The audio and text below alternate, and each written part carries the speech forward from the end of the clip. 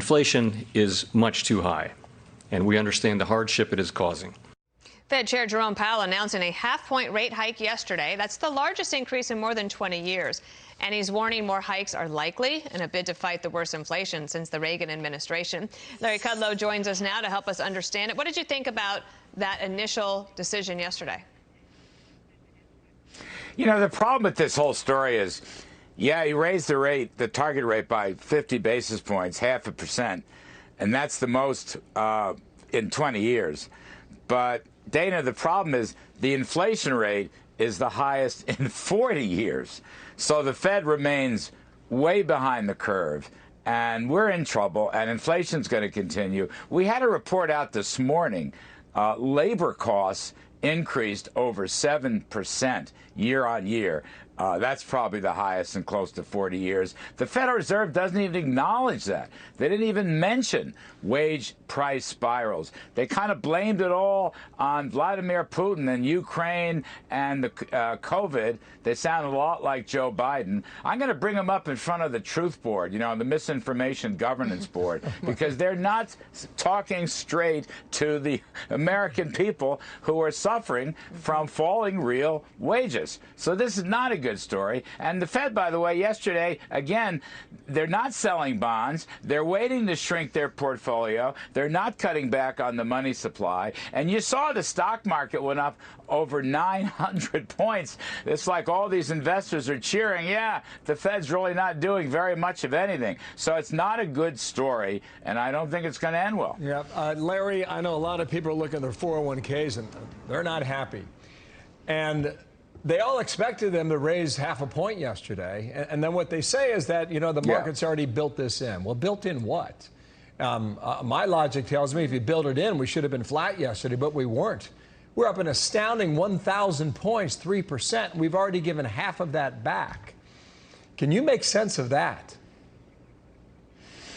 No, probably not. Look, the market is very erratic day to day, to be honest with you. Nobody can really understand or even predict these short-run swings. Look, my advice is always the same on the stock market. You know, there's over 100 million people in the stock market. Middle-income folks, working folks, have 401ks and IRAs. That is their retirement savings. It may not be as huge as my hero, Elon Musk, but to them, it's very important. And my advice is always buy and hold, okay? You buy and own stocks, you stay with them for the long run, because in the long run, they perform better than any other asset class. And I know we're going to go through some tough times. I mean, look, the Fed keeps talking about a soft landing. They're going to bring inflation back to 2%, right? It's at 8 now, going to 2, but the unemployment rate isn't going to go up. That's just utter nonsense. Again, they should go before the Misinformation Board. We're going to have a difficult time. There's going to be some tough. I mean, I think it'll be hard to escape a recession. I don't think it's this year, but I think it's next year. And the point I'm trying to make is the sooner the Fed acts decisively and takes aggressive action, it's up to them to bring down inflation. Yeah, the better off we're going to be in the long run. You can't have growth and prosperity without that. Well, I don't know. I mean, it's all become so darn political, and there are a lot of woke members of the Federal Reserve Board that care more about climate change and various social issues than they do about price stability. I mean, look, middle-income people are making good money. Their wages are going up by 6-7%. But in real terms, after inflation, they're losing money. And as you say, you know, the stock market, I don't know, the stock market year to date on the S&P is down, whatever it's down, 10 or 12%. But if you adjust for inflation, it's actually down close to 20%.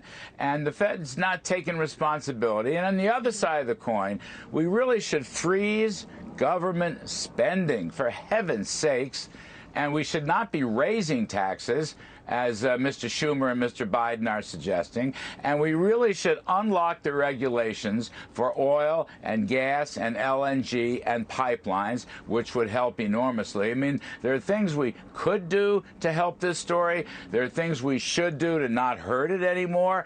But at the end of the day, it's up to the Fed. And yesterday, believe me, Jay Powell is no Paul Volcker. I actually worked for Paul Volcker at the New York Fed. I hate to even say it, but it was about 50 years ago. Anyway, Powell loves to use Volcker's name.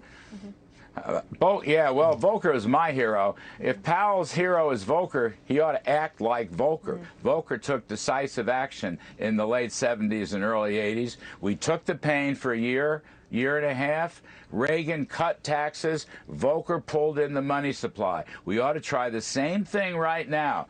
Stop the spending, make the Trump tax cuts permanent, and the Fed's got to haul in the money supply, and they're going to have to bring their target rate above the inflation rate. And they're so far there. I mean, yesterday, basically, Powell ruled that out, which is one reason why stocks went up so much briefly. Thank you, Larry. You make us all smarter. Thank you so much. Good to see you. Thank you. Appreciate it.